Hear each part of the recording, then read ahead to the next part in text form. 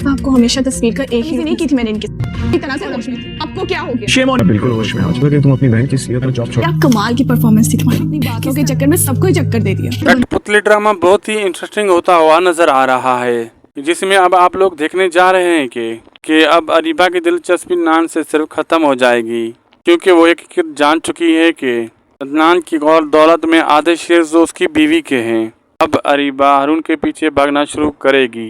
हारून जो कि अपने दोनों हाथों से इस अरीबा पर अपनी दौलत लुटा रहा है, वो भी सिर्फ और सिर्फ इस अरीबा के हाथों इस्तेमाल हो रहा है।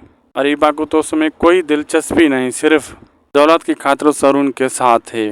अब अयान ही होगा जो इस हारून की भी आंखें खोलेगा वक्त आने पर कि किस तरह से ये अरीबा सभी को अपने हाथों की कठपुतली बनाकर इस्तेमाल करती है और फिर छोड़ देती है।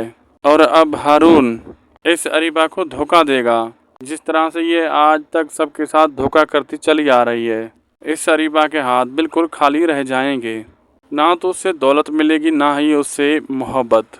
वीडियो अच्छी लगी तो लाइक शेयर सब्सक्राइब करना ना भूलिएगा।